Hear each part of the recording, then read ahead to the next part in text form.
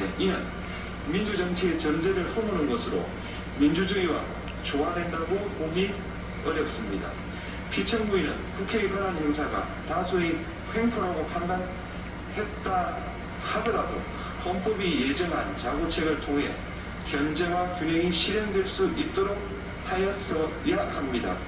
피청구인은 취임한 때로부터 약 2년 후에 치러진 국회의원 선거에서 피청구인이 국정을 주도하도록 국민을 설득할 기회가 있었습니다. 그 결과가 피청구인의 의도에 부합하지 않더라도 야당을 지지한 국민의 의사를 배제하려는 시도를 하여서는 안 되었습니다. 그럼에도 불구하고 피청구인은 헌법과 법률을 위반하여 이 사건 계엄을 선포함으로써 국가 긴급권 남용의 역사를 재현하여 국민을 충격에 빠뜨리고 사회, 경제, 정치, 외교, 전반 전 분야의 혼란을 야기하였습니다. 국민 모두의 대통령으로서 자신을 지지하는 국민을 초월하여 사회 공동체를 통합시켜야 할 책무를 위반하였습니다.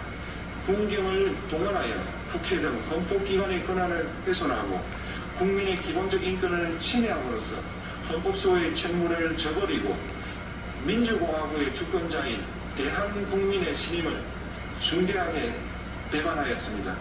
결국 피청구인의 위법 행위는 국민의 신임을 배반한 것으로 헌법소의 관점에서 용납될 수 없는 중대한 법 위반 행위에 해당합니다. 피청구인의 법 위반 행위가 헌법 질서에 미친 부정적 영향과 파급 효과가 중대하므로 피청구인을 파면함으로써 얻는 헌법소의 이익이 대통령 파면에 따르는 국가적 손실을 압도할 정도로 크다고 인정됩니다. 이에 재판관 전원의 일치된 의견으로 주문을 선고합니다. 탄핵 사건이므로 선고 시각을 확인하겠습니다. 지금 시각은 오전 11시 22분입니다. 주문, 피청구인 대통령 윤석열을 파면한다. 만세! 마치겠습니다. 만세! 대한독립은 다시 또 시작됐습니다. 그동안 나왔던 많은 인물에 대해서 윤 대통령 측의 이야기 주장에 대해서는 받아들여지지 않은 모습이고요. 국회 탄핵소추인 법은 살아있네요. 이야기를 받아들이면서 대리인단의 이야기를 대한민국 만세입니다. 탄핵소추안을 앞으로 우리 손자들, 아들들 파면 선고를 대한민국 민주주의에서 살게 됐습니다.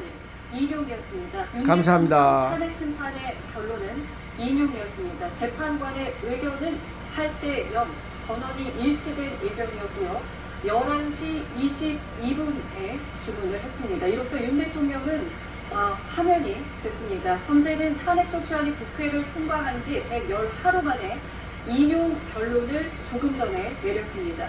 지난해 12월 3일에 비상계엄이 선포된 이후 122일만이기도 합니다. 이렇게 되면 윤 대통령은 박근혜 전 대통령에 이어 헌정사상 두 번째로 파면된 현직 대통령이 됩니다. 네.